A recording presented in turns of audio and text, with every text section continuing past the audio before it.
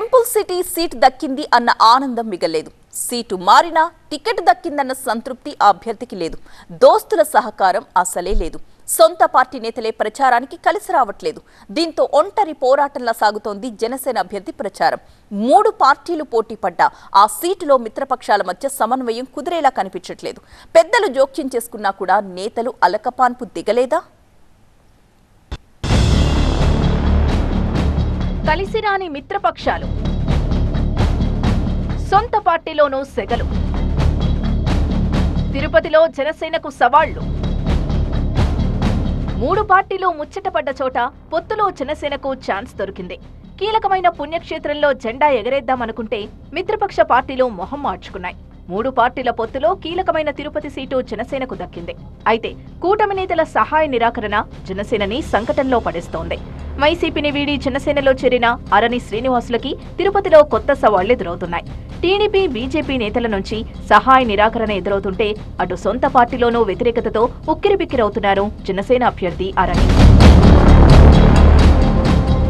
ఉమ్మడి చిత్తూరు జిల్లా జనసేన అధ్యక్షుడు పసుపులేటి హరిప్రసాద్ తప్ప మిగిలిన పార్టీ నేతలెవరూ అరణి శ్రీనివాసులు వెంట నడవడం లేదు. మరోవైపు మిత్రపక్ష పార్టీల నేతలెవరూ శ్రీనివాసులకు అండగా నిలవకపోవడంతో టెంపుల్ సిటీలో టెన్షన్ పడుతోంది జనసేన. తిరుపతి టీడీపీ టికెట్ ఆశించి భంగపడ్డ స్థానిక నేతలంతా ఒక్కటయ్యారు. అరణి శ్రీనివాసులు నాన్ లోకల్ అంటూ కొందరు చేస్తున్న ప్రచారం జనసేనకు ఇబ్బందిగా మారింది. తిరుపతిలో కూటమి పార్టీల నేతల మధ్య సయోధ్య అంత ఈజీ కాదన్నట్లుంది సిచ్యువేషన్. జనసేన అభ్యర్థిగా తిరుపతిలో ప్రచారం ప్రారంభించిన అసంతృప్త నేతలు కలిసి రాకపోవడం శ్రీనివాసులకు సవాల్గా మారింది.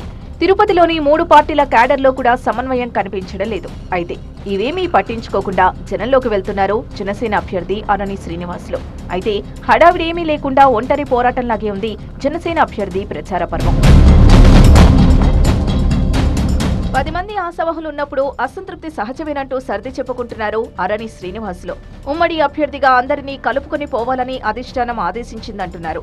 అందరినీ కలిసి మద్దతు కోరతానని శ్రీనివాసులు చెబుతున్నా అవతలి వైపు నుంచి రియాక్షన్ ఎలా ఉంటుందన్నదే ప్రశ్న.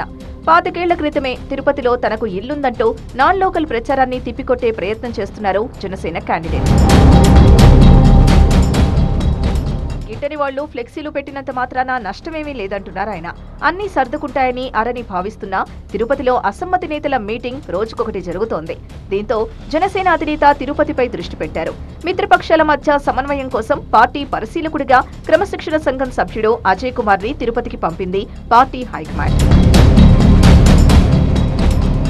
జనసేన దూతగా తిరుపతికొచ్చిన అజయ్ కుమార్ ముందు అభ్యర్థిని మార్చాలన్న డిమాండ్ పెడుతున్నారట మిత్రపక్ష పార్టీల నేతలు. శ్రీనివాసులను మార్చకపోతే తిరుపతి సీటుపై ఆశలు వదిలేసుకోవాలన్న వాదనను కొందరు నేతలు వినిపించినట్టు క్యాడర్లో చర్చ నడుస్తోంది. పవన్ కళ్యాణ్తో భేటీకి అవకాశం కల్పిస్తే అభ్యంతరాలను అధిష్టానం దృష్టికి తీసుకెళ్తామని తిరుపతి జనసేన నేతలు పార్టీ దూతకు చెప్పారంటున్నారు. మొత్తానికి కీలకమైన సీటుని కేటాయించినా జనసేన నేతలు అక్కడ హ్యాపీగా లేరు. అటు మిత్రపక్ష పార్టీల నేతలు కూడా సహకరించేలా లేరు.